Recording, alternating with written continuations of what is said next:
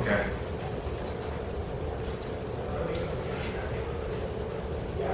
You can only get the pharmacokinetics of anti-abuse in context pharmacokinetics of alcohol. So this is the normal metabolic pathway for alcohol. Ethanol is metabolized with dehydrogenase into acetaldehyde.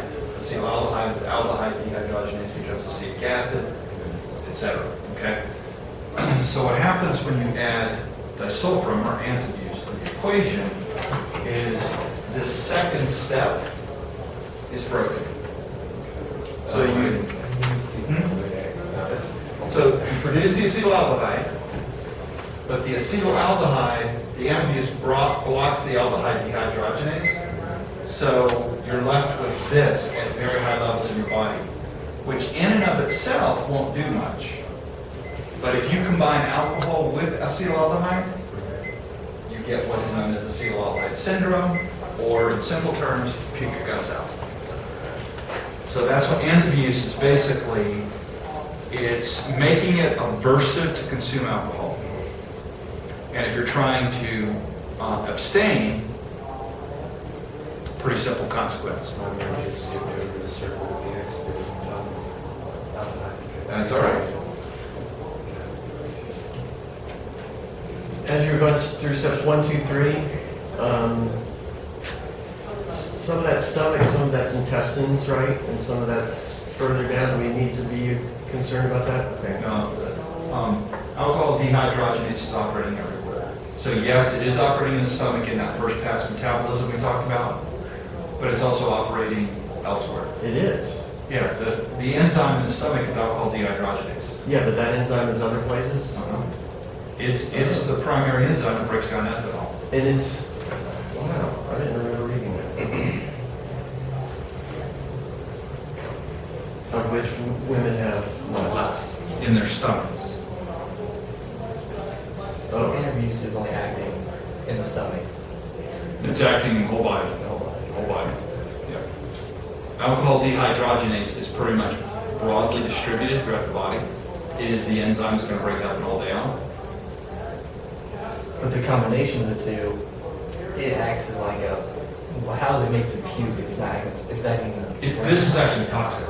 Okay. So what happens is this acetaldehyde is in and of itself making you sick. Acetaldehyde with more alcohol, elevating your acetaldehyde levels even more, is going to make you sick. So it's the fact that your acetaldehyde levels get really high that's problematic. Now, it's a great question. So if you want to know exactly where that's operating, is it the emesis center in the brain? That's a good question. I don't want to say yes because I'm not sure. So we have a vomiting center in our brain, and it monitors a bunch of different variables and decides when it's time for us to throw up. And I can't say for sure that the acetaldehyde is building up here. I do know that excessive serotonin levels will cause the emesis center to activate, but what makes you sick? But only in the presence of alcohol, right? Yeah, so when you take your next drink, you get sick. Otherwise, you're fine. Okay. You're creating more of that. Yeah, it's because you're getting such elevated levels of acetaldehyde. That's what makes you sick. What if your next drink 6 months later?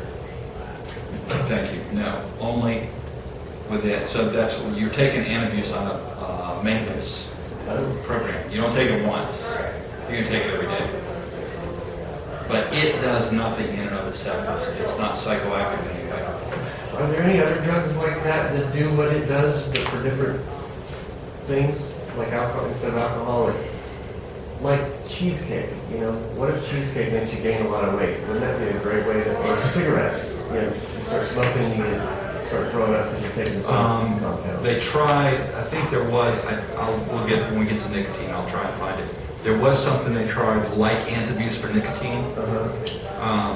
Don't think it was terribly successful. They tried.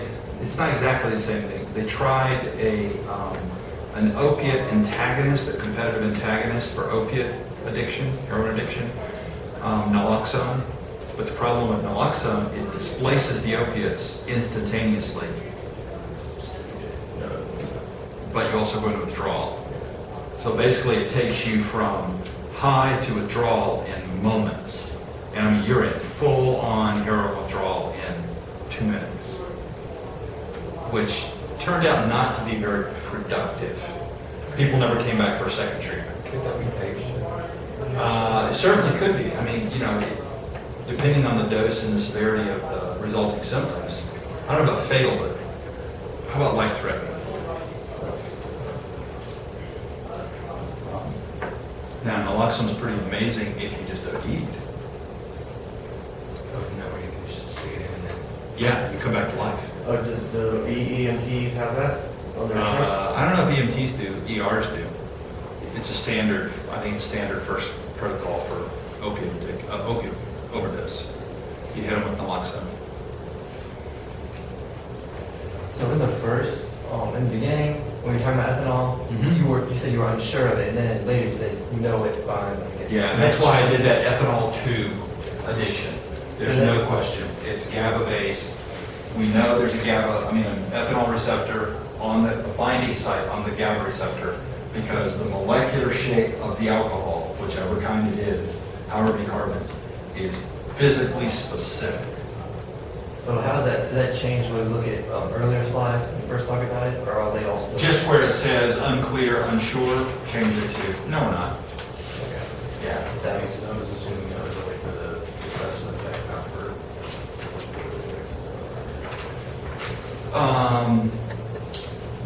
Other effects as in, I thought it just went everywhere, gone to another specific place. yeah, I don't know if we really talked about any of the other effects. I mean, alcohol does have some other effects. The psychoactive component is the depressant. That's how I really talked about.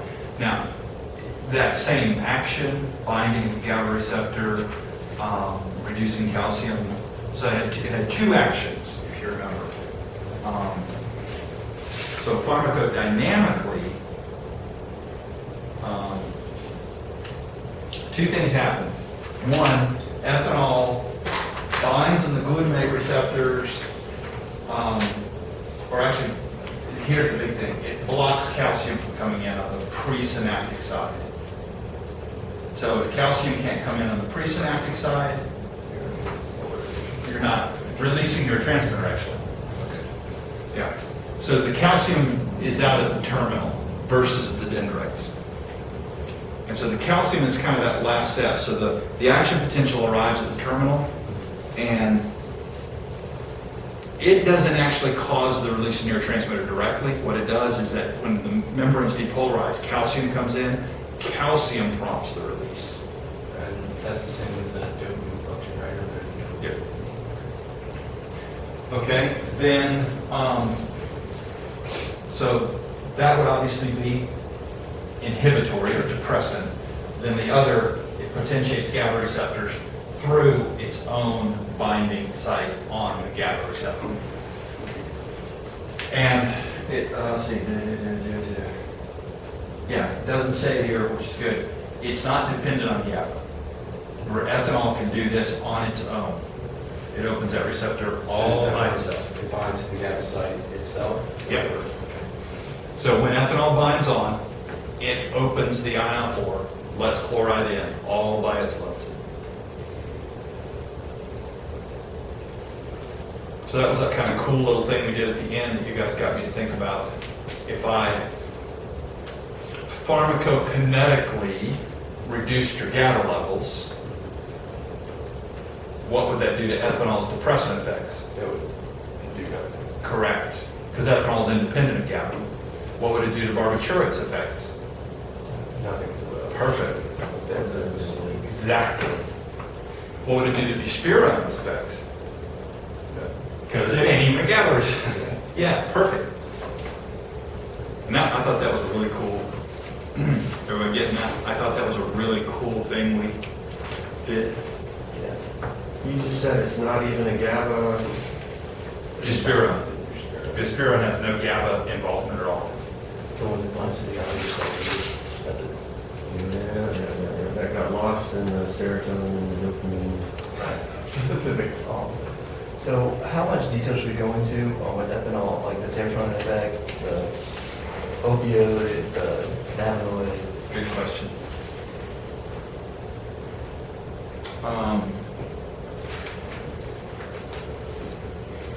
Give me a second. Let me see what I think is really.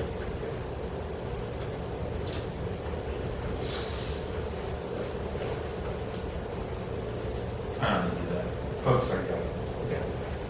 This is sort of the GABA. And as I said in class, and I realized in retrospect, I really should have called this unit the GABAergic drugs, because it's what we're focused on. I was going to ask about the serotonin effects, because I was looking at it and it just didn't make that much. Focus on the GABA. Was it barbiturates or benzodiazepines that the book said if we could go back in time, they would probably name that class the GABA something, agonist or antagonist?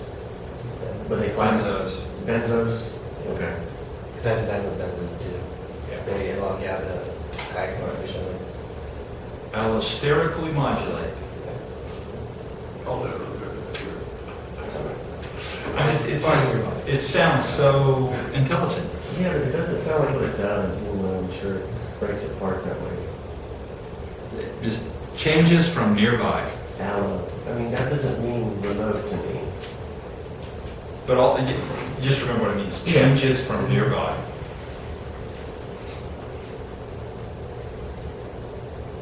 I remember I found it interesting, but the rats on the treadmill, when I looked at it the second time, didn't Yeah. click. Okay. That's a good one.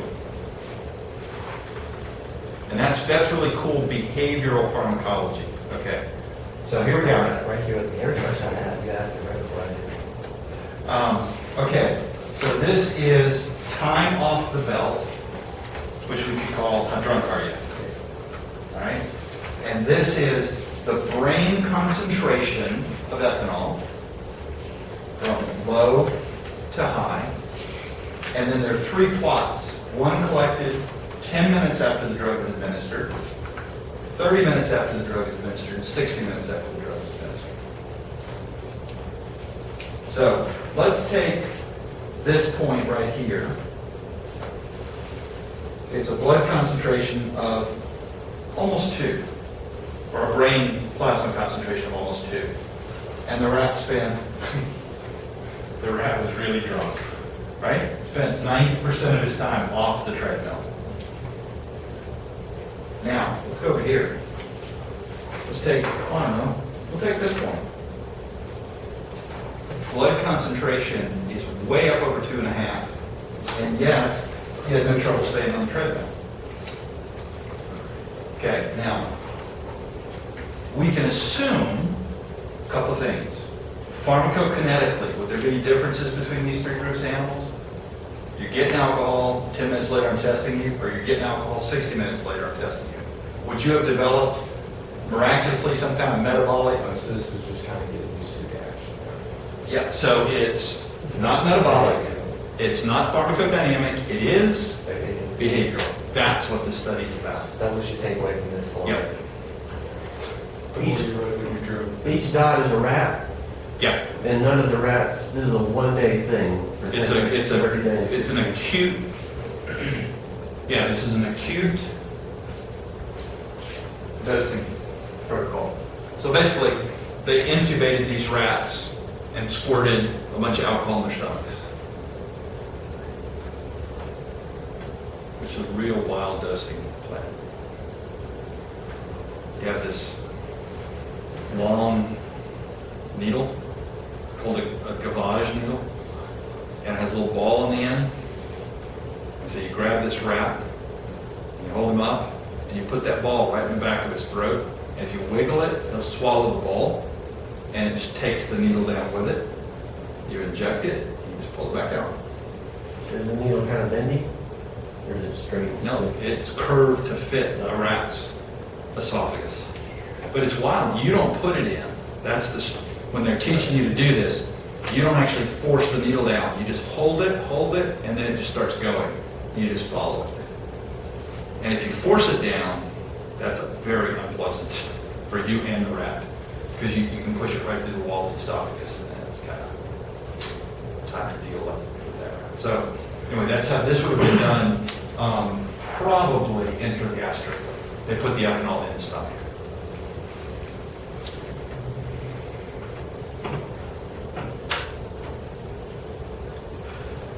When we're Did that answer the question? So it's behavioral tolerance.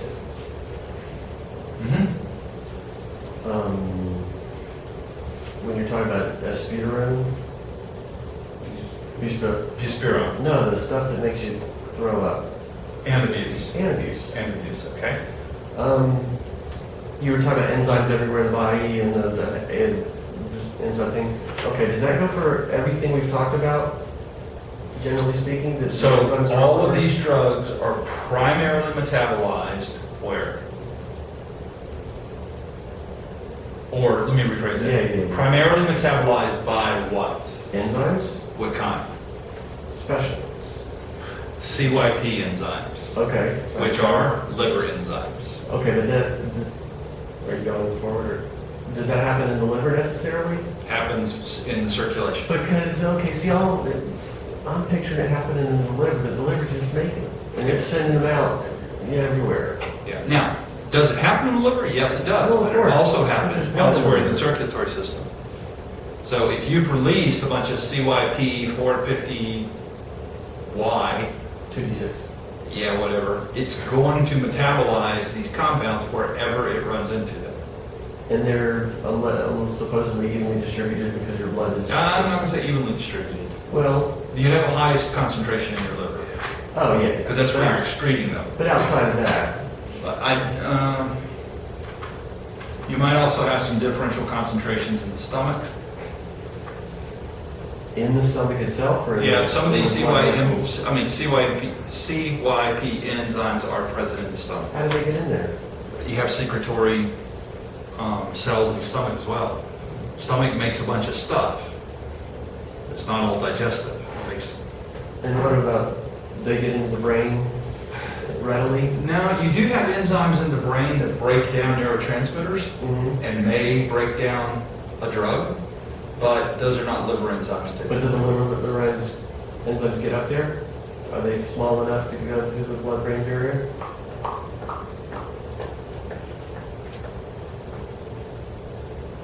You would think so. Or No, I wouldn't think so, actually. You wouldn't think so? I would think they're peripheral, but That's a good question, isn't it? it's a very good question. I'm not going to make up an answer when I don't know. And I'll take it on myself to find that out. I'm betting they're just too big and complex. These enzymes are probably going to be molecularly pretty complex. And I don't know if they're going to be fat soluble either, so. They don't come in right and left-handed varieties. They're all, No, I'm not going to Just the say. same. I don't know the biochemistry well enough to say. they're all androgynous. CYPs. Or So which ambidextrous. which is more dangerous for cirrhosis of the liver? Benzos, barbiturates, or alcohol? The fact that, so there's this mention about elderly people not metabolizing benzos very well, but that doesn't, I don't think that's predictive of cirrhosis. That's predictive of them falling down. Falling down. If you give benzos to senior populations, a common outcome is that they don't metabolize them fast enough. They get supercorked and benzos fall down, get hurt, and die. Yeah, if you're over 65 and you break anything below your belly button, it's over. And the rate of trip and fall with senior citizens and benzos is high, really high, because they just don't get rid of them. When I get that age, the little things when you're learning to walk that has little wheels on it. I'm going to attach one of the, no walkers, I'm going to have, so if I fall, I'm like, it's all over. You want briefly go over like the barbiturates and benzos. Benzos are safer. It has to do with the tolerance, metabolic, and their Yeah, so they have different therapeutic margins, which is just another way of saying there's a difference in safety, but that doesn't explain why.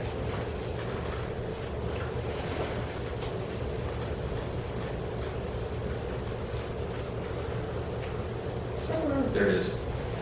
So the therapeutic index, which is actually the LD50 colon ED50, 7.8 to 1, 20,000 to 1. Okay, so this is clearly, there's a much wider margin of safety here. Now speculate for a moment, you probably know why that is. When you're taking this, what is it doing?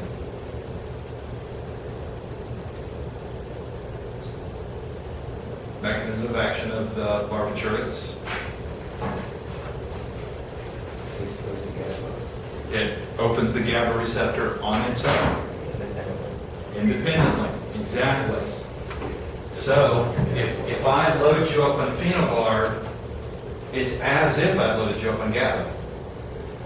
If I load you up on benzos, the depressant effect stops at the point that you are GABA receptor. you're using all your GABA. So it's because, I mean, GABA is logically somewhat self-limited. You know, we're not gonna GABA kill ourselves. yeah, exactly. We're not gonna make up GABA to kill ourselves. Therefore, since benzos are GABA dependent, it's harder to die from benzos. So what happens at 20,000 is you have so much benzo that you are literally, I'm guessing, you are literally using every molecule of GABA you can find. And at that point, So in terms of lethality, I should focus more on like the dependence of GABA and less on, because in this one slide 4 on barbiturate PowerPoint, it talks about metabolic tolerance and pharmacodynamic tolerance. The bottom, that's kind of throws me off a little bit. okay, so that's different than barbiturates versus benzos. Okay, this is why are barbiturates so dangerous? So here's what we know, so barbiturates exert one action. They act like GABA at the GABA receptor. And they do it in multiple sites. And depending on where that action's occurring, will produce different effects. So let's imagine that the barbiturates go into your amygdala, the little emotion-creating brain center, and suppresses activity in the amygdala. What's going to happen? You're going to chill. That's the anxiolytic effect of barbiturates. The reason they were once used to treat anxiety is because they basically suppress the amygdala, which is your seat of feeling free. Okay. On the other hand, and so that's the anxiolytic side, we tend to develop tolerance there relatively quickly. So if I want either the drug, the pleasurable, sedative, chill, or the anxiolytic effects, over time, what am I going to have to do with barbiturates? Take more and more. However, in the hindbrain, brainstem, when the barbiturates are binding, doing the same action, but they're in places like the respiratory center. Now, we do not tend to develop tolerances rapidly in those brainstem structures. So as I'm taking more and more and more for the anxiolytic effects because of tolerance in the mid and upper brain, I'm pushing my lower brain closer and closer and closer to its shutdown. That's why barbiturates are dangerous. That's what this is about. So it has more to do with areas of the brain Yep. that develop tolerance. Yep. And the fact that different receptor sites in the brain can develop pharmacodynamic tolerance at different rates.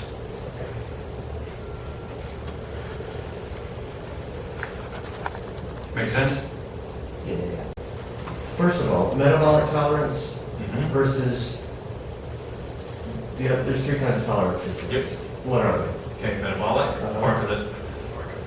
pharmacodynamic, and behavioral. And what should we know about those 3? Okay, metabolic means you develop generally more CYP enzymes, you can destroy the drug faster. So that's going to push your plasma level down sooner. So what would you predict? If I have less of my plasma, that's going to predict, Less effect. Less Because- receptors. say again? Less to bind on receptors. Exactly, according to occupancy theory, if I got less in my blood, I'm going to occupy fewer receptors, therefore I get less of an effect. Perfect. But that has nothing to do with the receptors changing in any way, shape, or form. Okay. Is that the only type of metabolic tolerance that you make more enzymes, or do receptors get changed in a If different? receptors is pharmacodynamic. Okay. The minute you pull the receptors into the game, you're now talking pharmacodynamic. Okay. And yes, receptors change. They can either develop less affinity, so a molecule can just float by, or they have lower probability of opening when a molecule binds on, Okay. or over a very, very long-term process, you can actually change the structure of the receptors so they just don't bind at all, or you stop making them. So there are lots of ways you can become pharmacodynamic tolerant. Okay. Then finally, behaviorally tolerant. In every way we can measure neurotransmitter levels, cellular activity, metabolic, it's clear that the drug is acting on your receptors, but you don't act as if you've been affected. Oh, really? You've learned to adapt to whatever it's doing. Behaviorally tolerant. That doesn't really necessarily happen with benzodiazepines and barbiturates, do they? Because, like for anxiety, just for an example, you wouldn't have the station effect or the anxiolytic effect, and then act like you're anxious, unless you're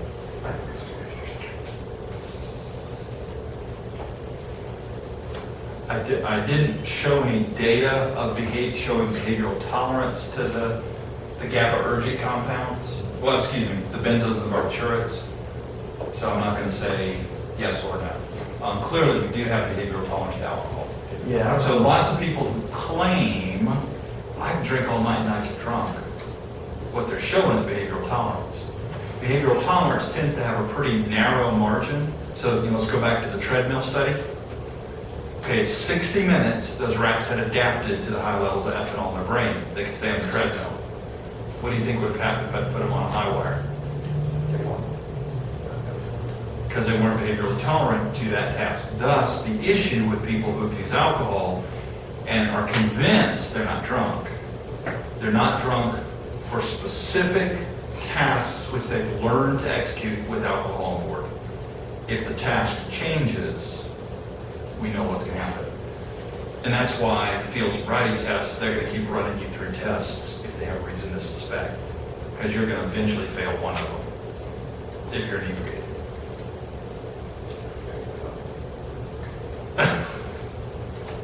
Well, if you practice them all, oh gosh. On the videos, the cops and the shows where you see them going through the things, but they ask them to do one test, but they memorize a different test, and they're doing it pretty good. He's like, He's only the guy that can sing and do everything, and he can do the alphabet backwards and all that stuff. I don't know if I've seen that. Well, it's the funniest thing ever. It's this guy, and she takes him through all the motor behavior stuff. Touch your nose, toe to heel, all that stuff, and he rocks. Then she takes him through a bunch of cognitive stuff, and he rocks. And then she gets him to dance, and he's completely cool. And he says, in fact, we should change this dance. And he starts suggesting moves. And she said something to him like, are you just a great dancer? And he goes, no, I'm just drunk. Oh! It's hilarious. Oh, You gotta go see it. Inhibition. It's hilarious. It's the funniest thing. Because he clearly had been practicing the field sobriety tests. Okay. Never mind. It's kind of a, for personal question, if you used to run, I'm not talking about its set of effects, which it has no, so it depresses the sympathetic nervous system. In the periphery. Yes. So if I'm trying to do a sport activity, would that have a great effect? I know it would have like a small effect at least, but would it have a huge effect? It's a good question. We should try it.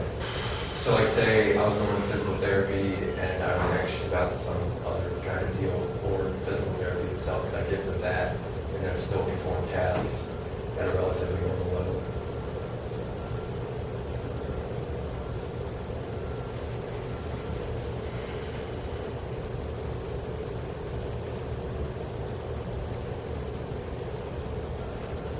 I'll have to look and see what the magnitude of that effect is.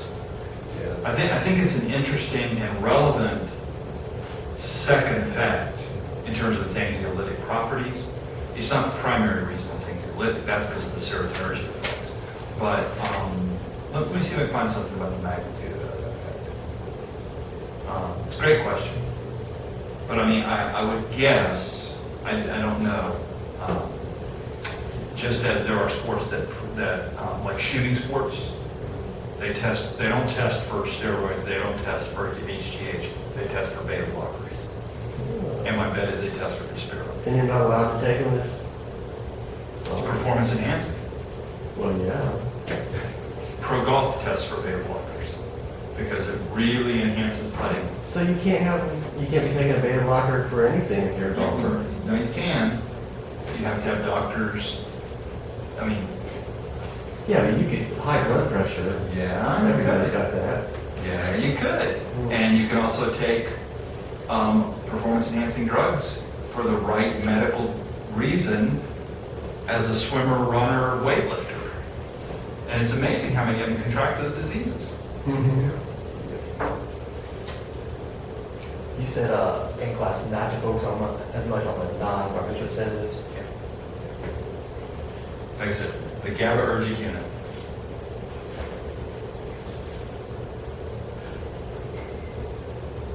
GABA. What does it look like when when we have enough GABA in our system and we're not taking any drugs and don't need to take any drugs? Can you describe what it looks like? Normal GABA levels? Yeah. You're just calm. Calm? So like you're sitting in class and you're just not jittering your But you could get, if the fire alarm went off, you could easily rise to the occasion. Because your glutamate levels are going to take off. In the periphery, you're going to have a sympathetic response. So it sounds like GABA is a parasympathetic. It's central. The parasympathetic is peripheral. It won't have any effect, like, if you increase glutamate, I guess that in turn would affect peripheral, but. I don't think a parasympathetic is peripheral though. Yeah. It's part of the autonomic nervous system, I which is know. peripheral. But rest and digest. Right? I think cognitively I'm resting and digesting. And if I need to get up, I can because I can. Correct. But that's through something called the HPA axis. So the hypothalamus signals the pituitary, which then signals the adrenal, and the adrenal either activates or inhibits the sympathetic nervous system. So by way of the Yeah. endocrine system, it gets out there. So guess what tells the H in the HPA up or down? Glutamate and GABA. Is the HPA different from the HTP?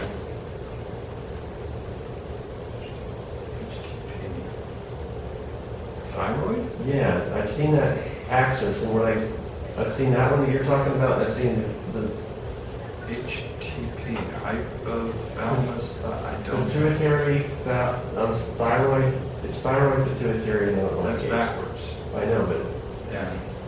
HPT, I can imagine, but I don't know what it would be about except for hunger. what is the H in your scenario? Hypothalamus. And it's HT, What is yours, HPA. That is the standard stress, central control of your stress response, the HPA axis. That's probably all there is. There's probably no HTP or HTP. Okay. Yeah. So central structure, the brain, can modulate the peripheral system, the autonomic, through the HPA by way of the adrenals. Well, it can and does, right?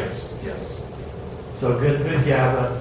What if someone had bad GABA levels and they're not taking any drugs anymore? What would you expect them to be anxious? You mean they don't have enough? Yeah. Yeah, but I don't know that the anxiety disorder is necessarily associated with deficiency. Well, that's not true. There is the GABA deficient theory of seizures.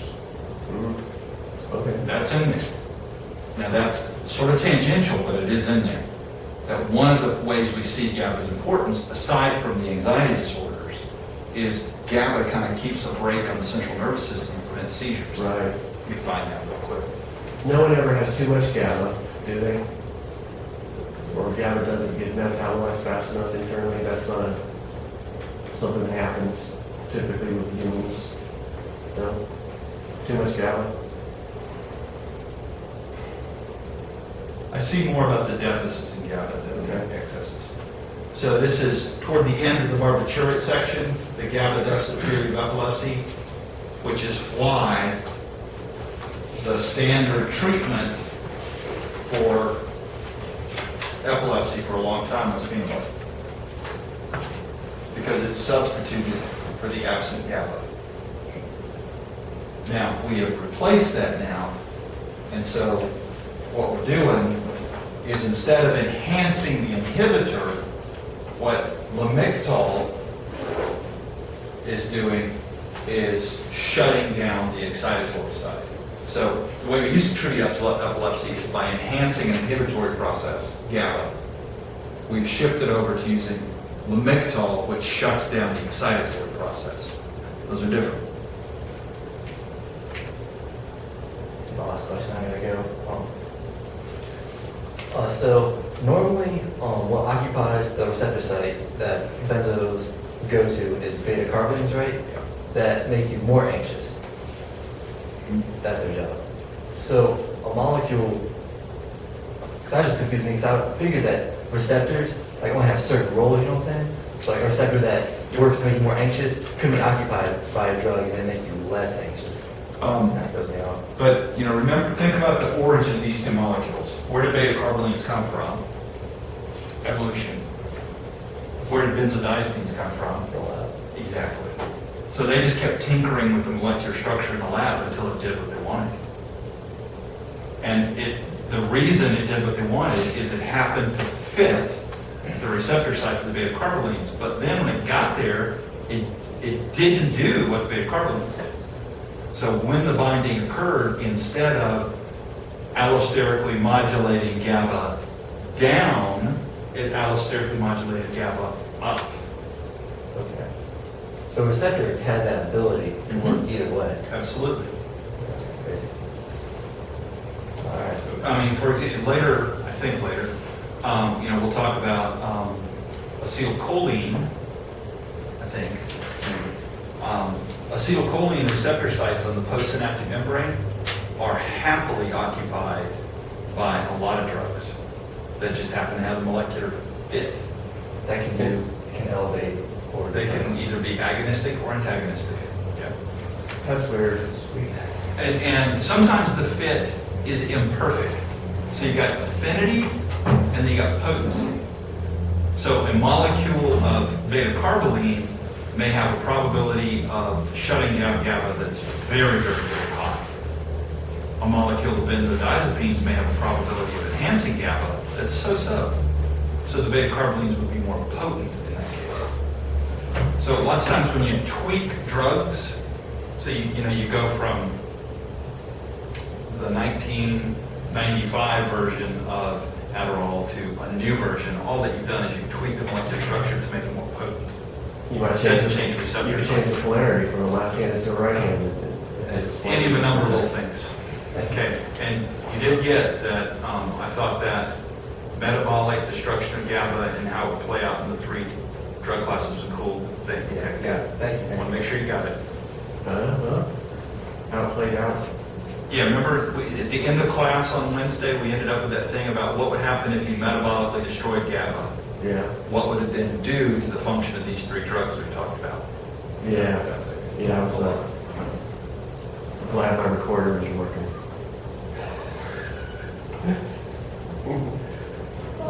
Ethanol was the only one that worked on GABA and right?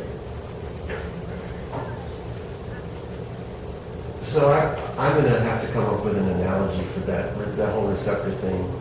You know, a key in a door, that's fine, but then this is a key that can lock the door or unlock the door and actually change the size of the doorway at the same time. And then there's an endogenous thing. Well, So exactly. that's a terrible analogy. I need to come up with a better one. And I will. Instead of thinking about changing the size of the doorway, because it kind of the doorway's open, the doorway's not open. That's Right. really kind of binary. Mhm. It's the probability that the key's going to open the door. Right, but once it does, It's open. right, but it's a terrible analogy, because it could inhibit or it could increase or decrease the activity of. Okay, so what you read, I'm sorry, go ahead. Oh, I was asking one, King, I missed the first part of this. Are we talking about beta-carotene? We're talking about what he was talking about. The receptors these drugs can act on endogenous receptor sites in a positive or negative way, and then in an affinity way, and I was saying, I didn't personally come up with something. So I often use the key and lock metaphor as well, but you have to sort of broaden it to think about this. There are keys in the world that are drawn almost inexorably into the lock. There are keys that would only go into the lock under great duress. Okay, that what you're describing there is affinity. Mm-hmm. That's one dimension. Then, once the key is in the lock, it fits and effortlessly unlocks and opens the door. That's potency. Or it doesn't really fit that well, and if you jiggle it and mess with it, it will maybe eventually unlock the door. That's low potency. Then there's some keys that while they're in the lock, they're never going to unlock the door. But while they're in there, nobody else can get in. That would be an antagonistic drug. They're really important drugs. Name one. Buspirone. Yeah, so about. Yep. It is antagonistic on the postsynaptic serotonin binding site. It fits right in the lock, but does not open the serotonin channel. When you say antagonistic or agonistic, is the context what that site was meant to be? Yeah. And what that particular site was meant to be? Yeah, and I stumble over it because it gets a little tricky when you start taking all the different receptor types into account. Mhm. Because, so for example, on the autoreceptor, that thing that's on the presynaptic side, Mhm. if I open the channel on the autoreceptor, that's agonistic at the receptor, right? Mhm. It's doing what it should do. But then what does it do to neuron function? It agonistic? It shuts it down. Why does it shut it down? Because the autoreceptor is the Oh, it's the brakes. negative feedback loop. Right. It's too much, yeah. So Right. that's why I kept kind of switching between inhibitory, excitatory, agonistic, antagonistic. But you have to just consider the context.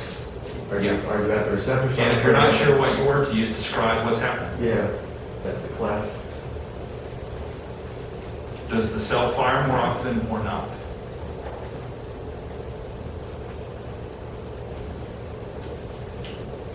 Remember that movie in the 70s where they shrunk a little submarine Fantastic Voyage.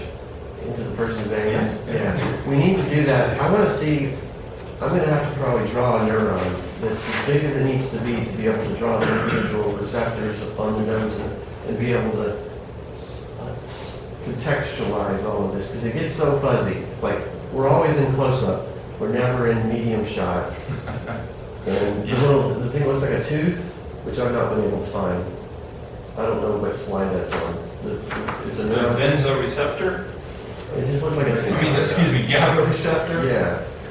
Um, You know, we're looking at that, and I'm thinking, is there one of those on the neuron, or is there a bunch of them? There's a bunch of them. I think.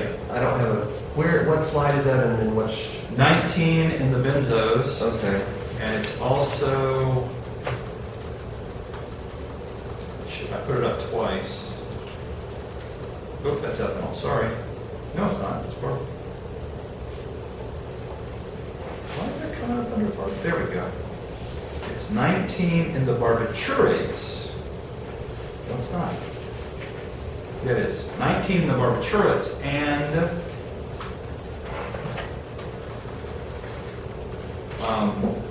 9 in the benzos, I'm sorry. If you Google GABA receptor, you'll get tons of drawings. Oh, I know. And the idea is they're called columns, they're called units, and they're basically structural pieces on which these different receptor sites reside.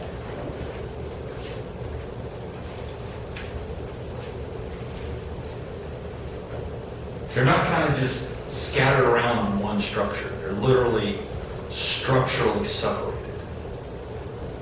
So where the ethanol receptor lives is on a different unit or column or piece than the benzoreceptor.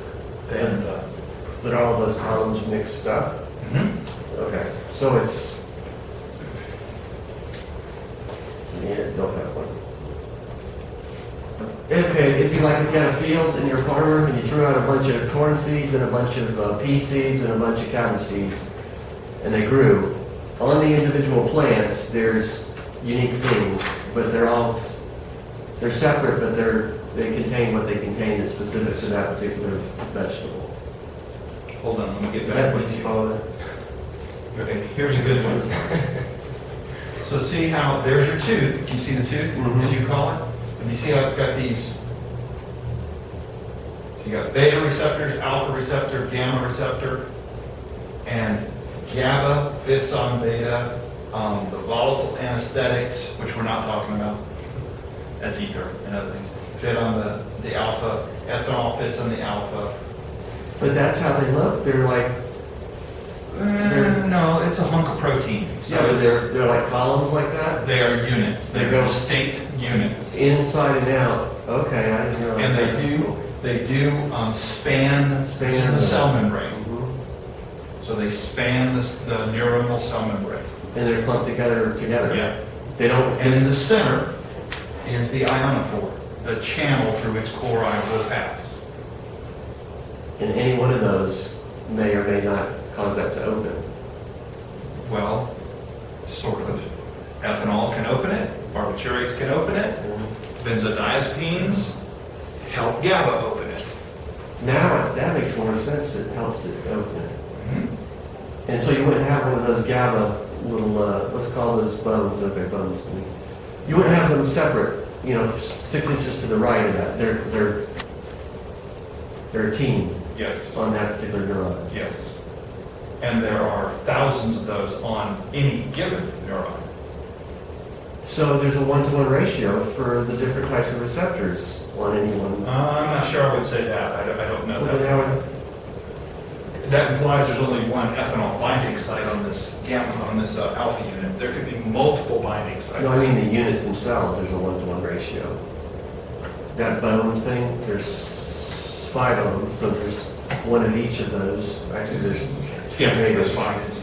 2 betas, Yeah. 2 alphas, okay, you're And right. it's actually alpha 1, 2 through 5, beta 1 through 4, gamma, yeah. And so you'll have, because remember, for example, the GABA receptor in the brain have benzo binding sites. The GABA receptors everywhere else in your body don't. Show that in that, where would that be? It's the benzo site. It's on the alpha Oh, okay. and gamma, I think. That's probably why it's in the border here. So you would only have this type of GABA receptor in the brain. Elsewhere in your body, it wouldn't have this binding site. It wouldn't have that side or it wouldn't have the alpha? It wouldn't have, that's what I'm saying. This is saying there are 2 alphas, 2 betas, and gamma, but in fact, there's like alpha 1 through 5, beta 1 through 5, gamma 1 through some.